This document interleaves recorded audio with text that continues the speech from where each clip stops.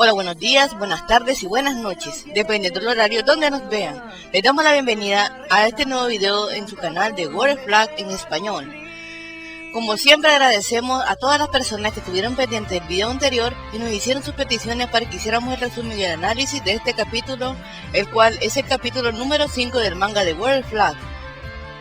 Ya que todos queremos saber qué va a suceder con nuestros protagonistas luego del enfrentamiento con Uno. Veremos qué retos, qué peligro y qué desafíos les esperan a nuestros protagonistas en este capítulo. Pero antes, una nota importante. Les recuerdo que pueden comprar todos los volúmenes de este y los otros mangas de World Flag en las diferentes tiendas virtuales, anunciadas por la cuenta oficial de World Flag, como Amazon, entre otras plataformas. Pero la que nosotros te recomendamos personalmente es Pixie Comic, en donde encontrarán todos los volúmenes del manga completo de World Flag. Así que si eres de cualquier parte del mundo o de Latinoamérica, puedes comprarlo en esta plataforma. Dejaremos el link en la descripción del video. Contaremos un breve resumen, pero resaltando los datos de suma importancia y de los cuales abarcaremos más adelante. Si gustan saber más sobre este proyecto y compartir sus teorías, pueden dejarlas en un comentario. Sin más que decir, empecemos. Aquí van a flores, rocones, ya van a florecer, ya van a florecer. El viento sopla en el mundo, el viento ya sopla, el viento ya sopla. Y da y vuelta por el mundo, cuando bailan las palabras hacen que nazcan más de 10,000 banderas. Empezamos este capítulo con la visualización del equipo número 1, conformado por Sasa y otros dos Hatamotos, los cuales son Keanu, el Hatamoto de Canadá, y Haji, el Hatamoto de Rumania, nuestro espléndido vampiro rumano, el cual, como vemos, está muriéndose de sueño, ya que afirma que le da sueño porque la mañana y la noche se mezclan, según él. Pero en realidad lo que le está pasando a Haji es que está siendo golpeado por el cambio de horario.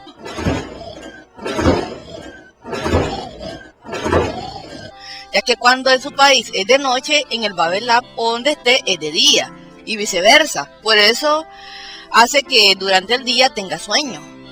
Y bueno, como lo ven, se está muriendo de sueño. Estos muchachos estaban poniendo un sensor en una ciudad de algún país que no nos dicen cuál es. Y Keanu le avisa a Sasa que solo les queda uno por colocar. Y bueno, mientras Haji dormitaba, Sasa le llama la atención fuertemente y le dice: Haji, apresúrate. ¿Qué? ¿Cuándo? ¿Dónde? ¿Cómo? ¿Por qué? ¿Con la mujer de quién? Suspendido sin pago. Tome sus juguetes y lárguese. Y aquí podemos notar el carácter de Sasa y cómo es su comportamiento con el grupo. Para los que se preguntaban cómo sería Sasa en el manga nuevo, ya que muchos aún asocian el comportamiento de Sasa con lo que vieron en el manga viejo y en los fanart que han hecho los fans, que anda buscando amigos, que anda necesitado de afecto, pero miren aquí, y esto y lo otro, que pensábamos que era toda ternura, que se dejaba mangonear fácilmente. Pues no, no es tan sencillo tratar con Sasa. Solo miren ustedes, para los que pensaban que Sasa es una persona tímida y delicada, que es un amor de telenovela, una ternurita con todos los demás, y piensan que sería una persona pacífica y que solo capta órdenes. Pues no, no es así. Sí, es verdad, no le gusta hablar mucho, y claro, con que no le agrada, porque con el nipón no lo deja en paz. Solo miren lo que pasó en el manga número 2.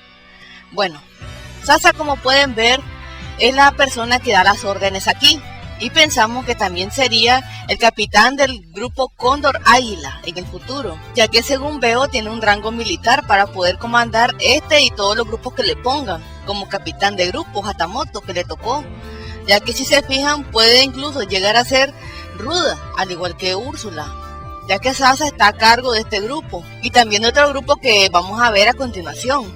Y por lo que veo, Sasa no acepta ningún error, es muy exigente como líder, así como pueden ver, es un buen líder de grupo.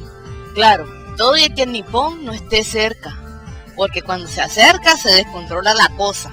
Bueno, Sasa le llama la atención a Haji por estar durmiendo en horario laboral, Genhai con cara de desvelado, solo miren. ¿Por qué? Con la mujer Está le quiere. suspendido sin pago. Tome sus juguetes y lárguese.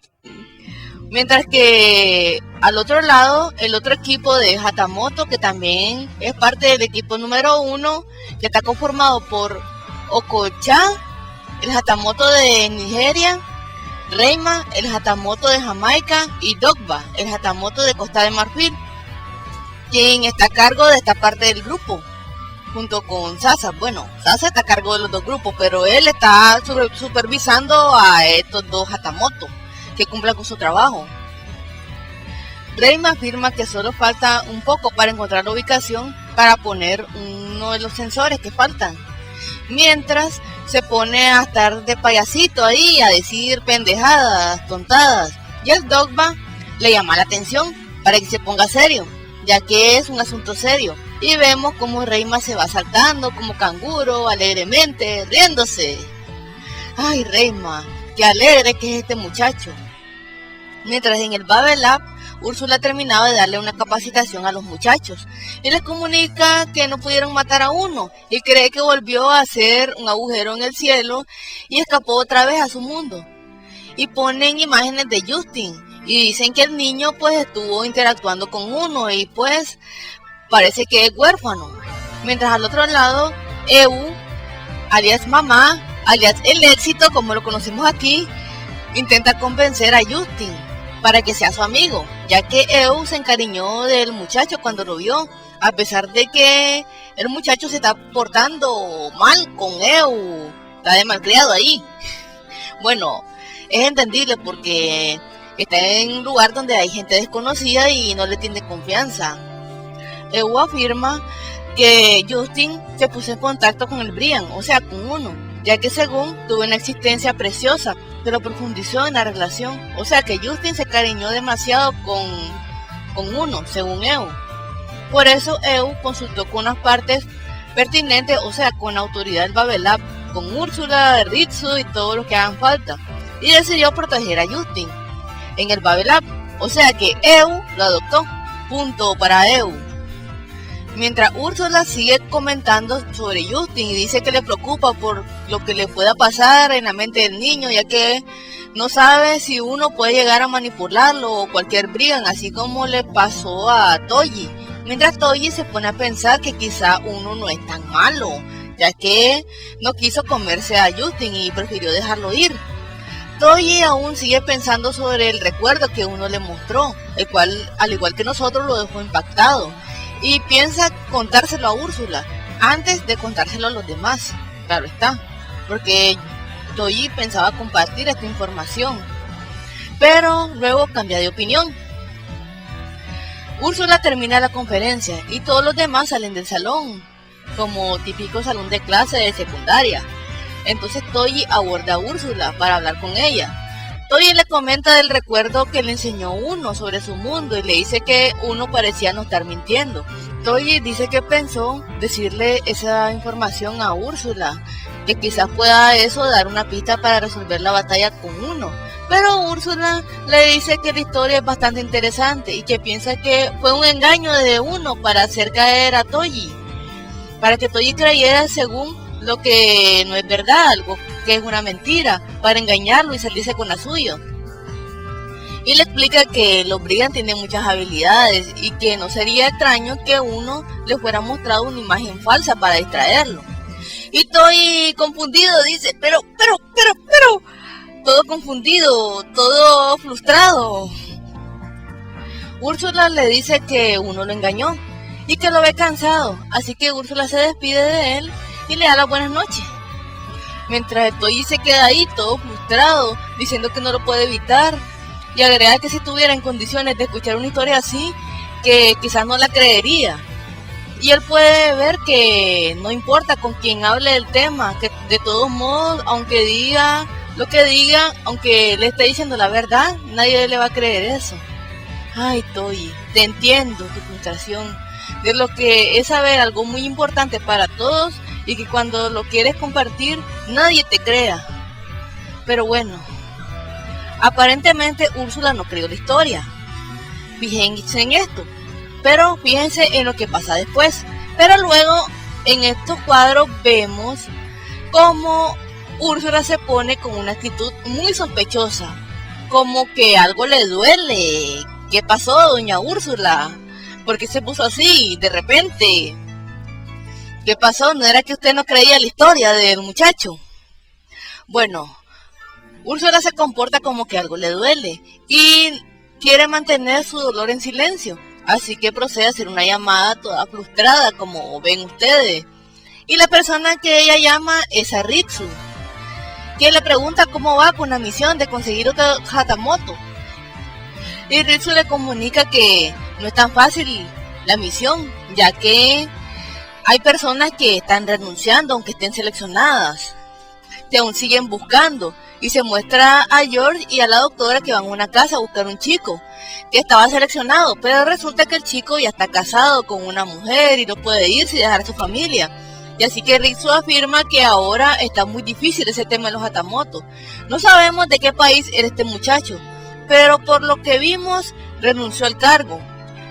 Y además notamos que no a todos les gusta este cargo de Hatamoto, ya que es como meterse al ejército, pero algo maquillado, algo más bonito. Úrsula, aún con cara frustrada, le dice que parece difícil a Ritsu. Y Ritsu le contesta que no son los únicos que andan buscando Hatamotos, ya que tienen a 2 Hatamotos más en su equipo. Y se muestran a 2 Hatamotos visitando a un chico, los cuales son de la segunda unidad, al igual que ellos. Estos 2 chicos son Ickbar, el Hatamoto de Suecia, y Raikkonen, el Hatamoto de Finlandia, al cual le vamos a decir Raiko porque el nombre está, al igual que Chris, medio difícil. Ambos están rogándole a un joven que se una a los Hatamoto, y el joven, que no vemos bien quién es, pues se rasca la cabeza pensando y le sonríe tontamente. Mientras nuestro queridísimo protagonista está todo frustrado porque Úrsula lo tomó como un pendejo. Bueno, aunque la cara le ayude, claro está. Porque Úrsula no le creyó su historia acerca de lo que uno le mostró sobre el recuerdo del mundo Brigand. Y se pone a pensar que uno salvó a Justin, que sus palabras no fueron mentiras. Él piensa eso.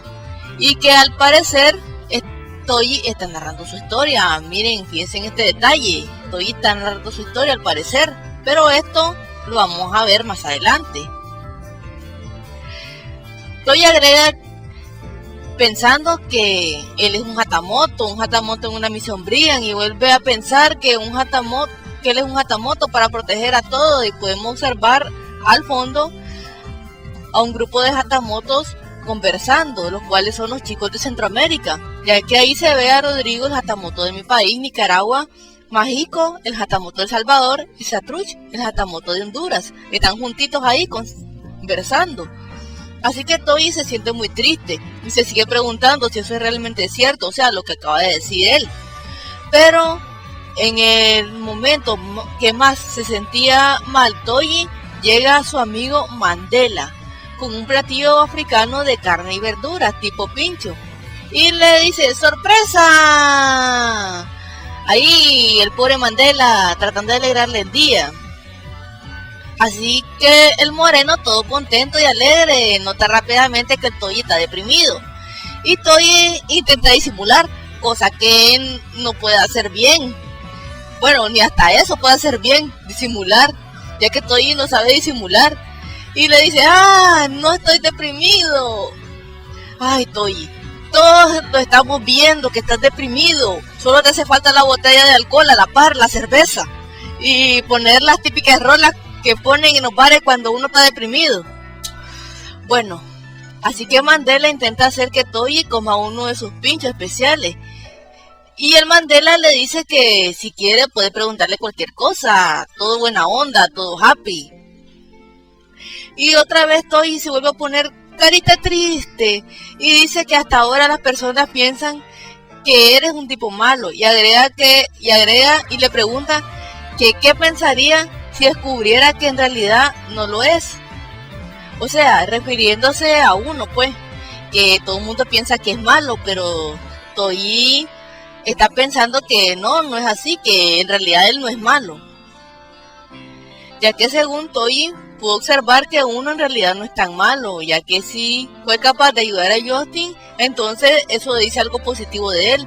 Pero como Mandela no entiende lo que Toyi habla porque no sabe nada, no le ha contado, pues solo lo ve preocupado y le dice Nan Hasora, que en una de sus traducciones en español es el tiempo lo cura todo.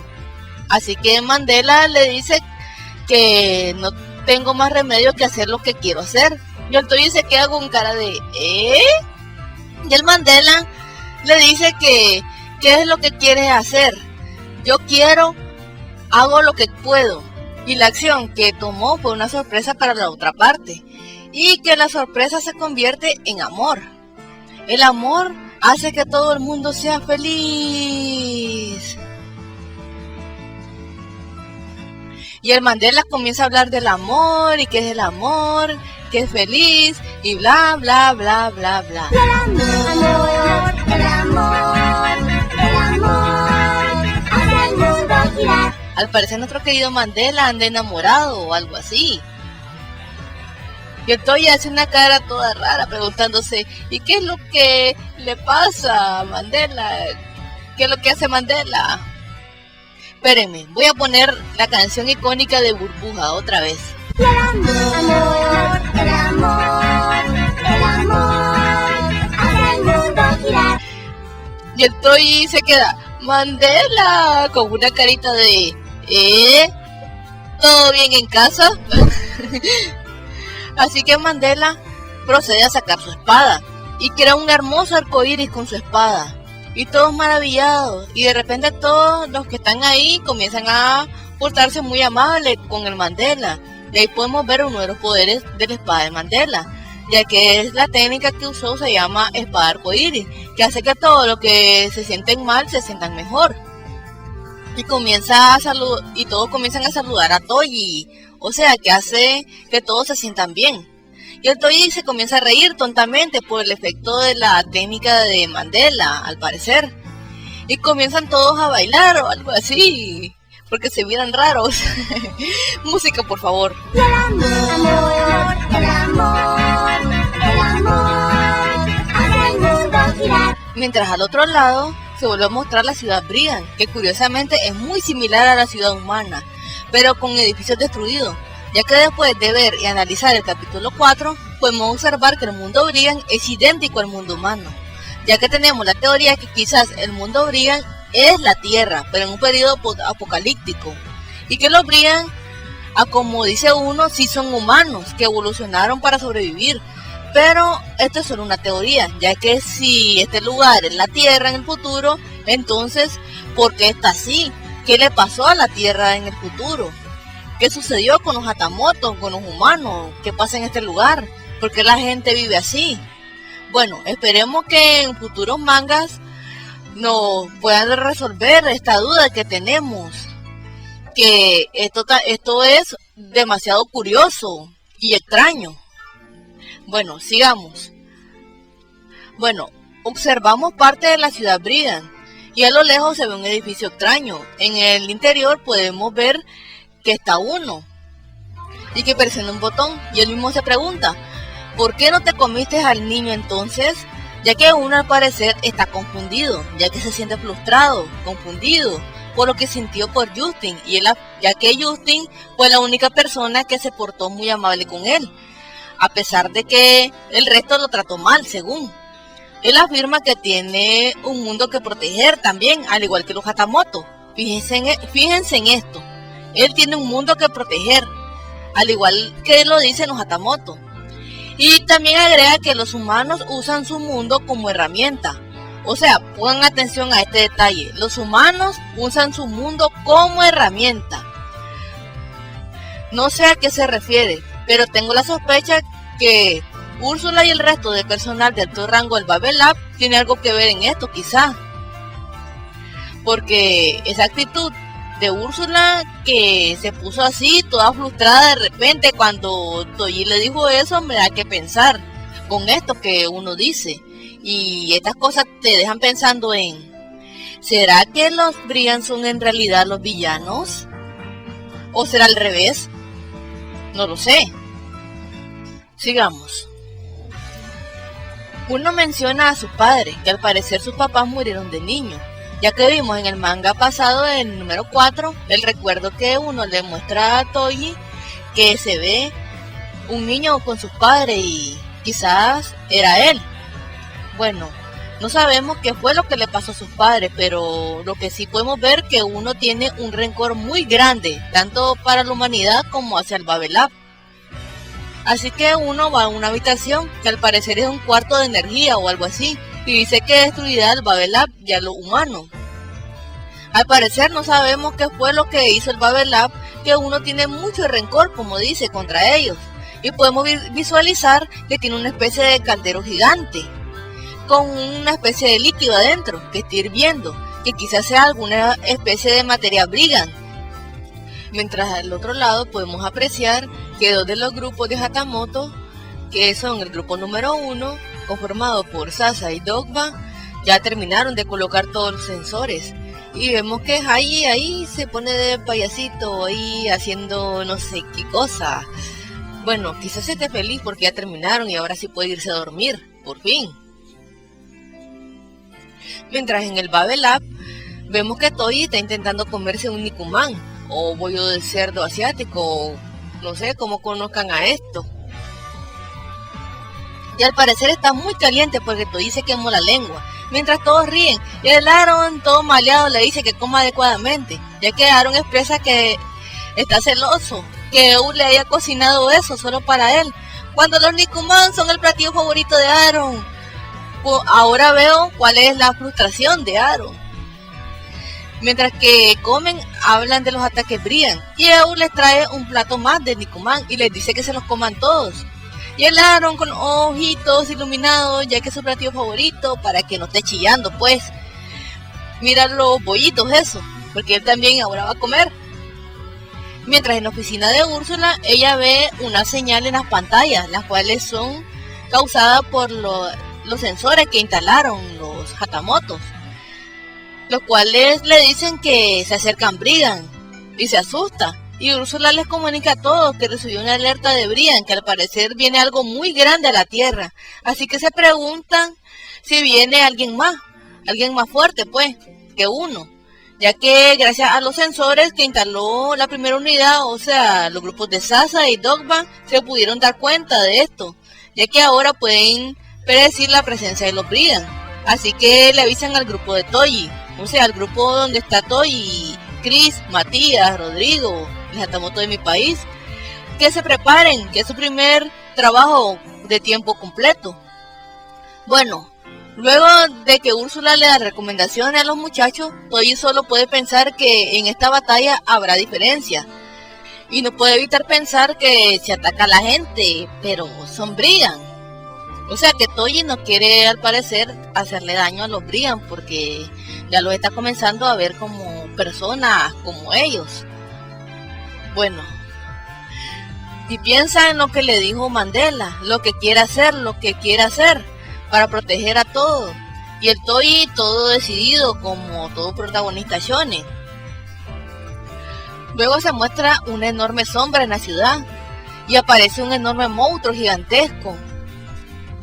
Úrsula manda a todos los residentes de esa ciudad a un refugio, ya que como predijeron que ese monstruo iba a llegar ahí, ya estaban preparados.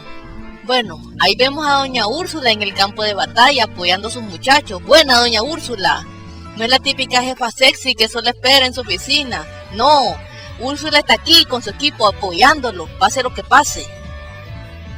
Like por esta super mujer.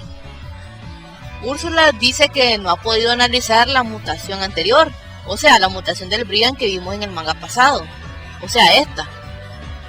Y dice que está en problemas, ya que ella no sabe de dónde salen estos monstruos y por qué evolucionan así tan rápido. Pero nosotros sí sabemos por qué y qué es lo que hace uno para que esto se haga así. Así que empieza el combate, todos comienzan a pelear con lo que tienen mientras Úrsula les da indicaciones, ya que intentan cortar al Brian, pero al parecer el Brian tiene un exoesqueleto muy duro para ser roto con una espada Hatamoto, y el resto hace lo mismo. Aquí podemos ver los Hatamotos de Australia, Nicaragua y Brasil, que quieren hacer lo mismo que Toji, pero al parecer sin éxito. Y también vemos a otros Hatamoto como Austria, Indonesia y Portugal. Todos intentan cortar al Brian con sus armas, pero sin éxito. Incluso Risa le dispara con su arma y nada. El Toji se frustra porque ni él ni nadie puede hacerle daño a esa cosa, pero él escucha una voz que lo llama de repente. ¡Kamamoto!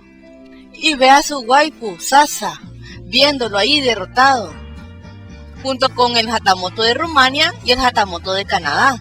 Sasa saca su espada y usa su técnica de hielo para inmovilizar al monstruo.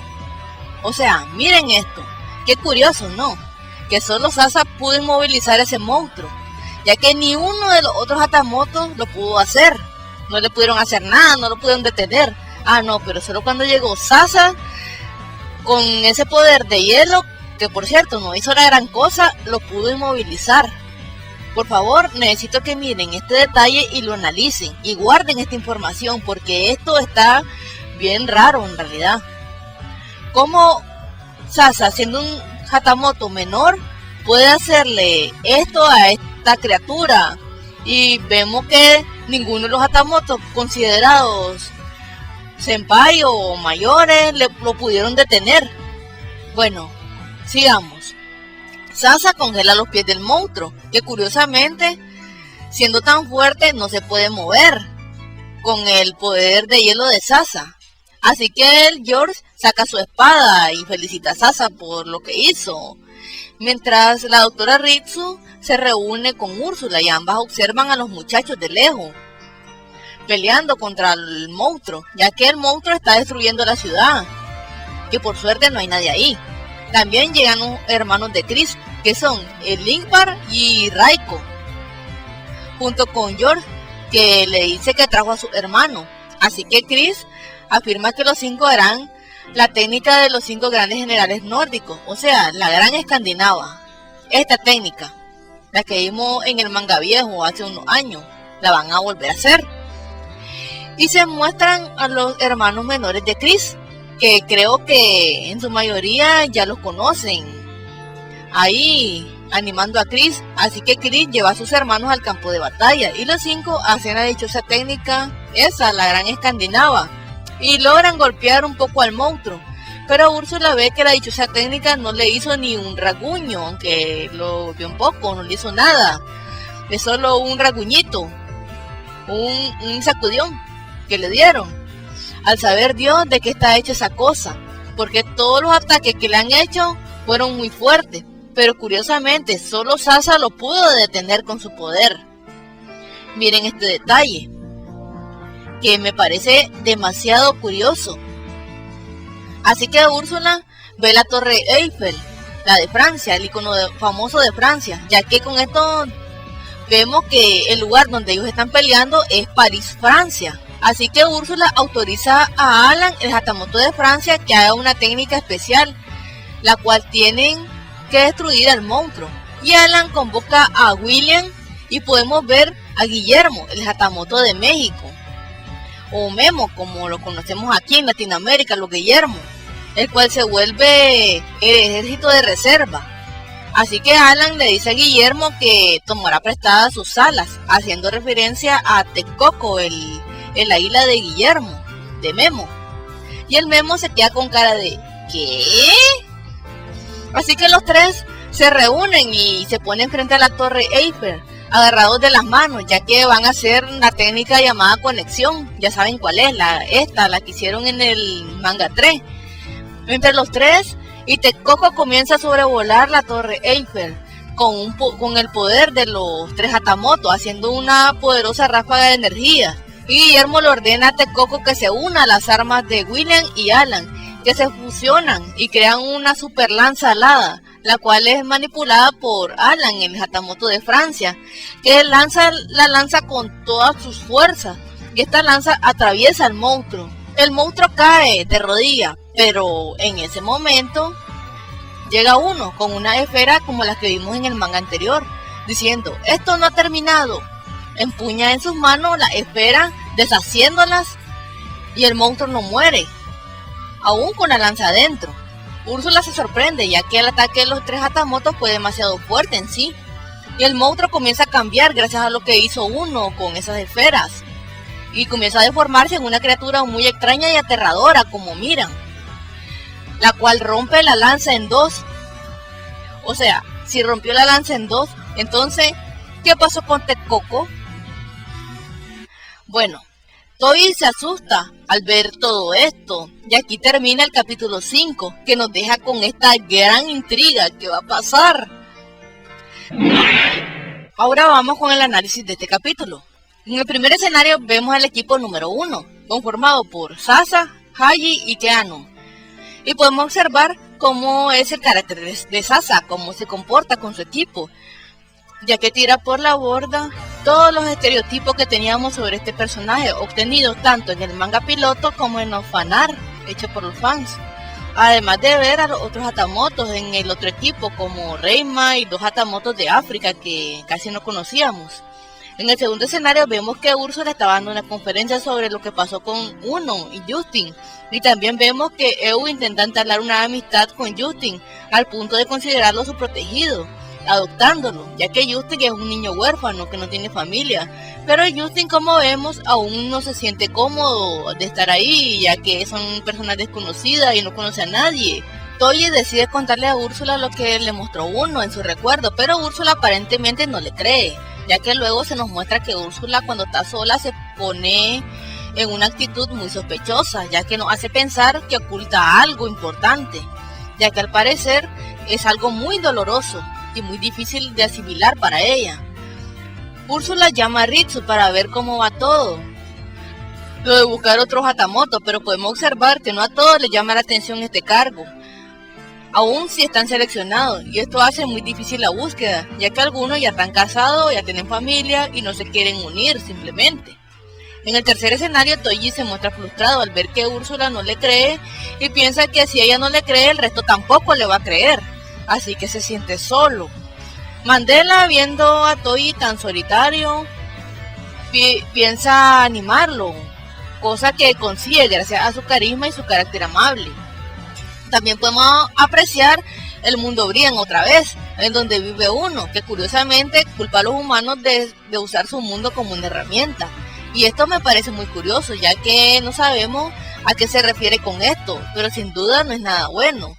Además de culpar al Babelab, Uno está confundido y frustrado porque no pudo comerse a Justin, y luego él menciona que a su padre, y dice que se va a vengar de los humanos y del Babelab, y se muestra a Uno preparando algo en un caldero gigantesco, el cual pensamos que es alguna sustancia que tiene que ver con los Brigan.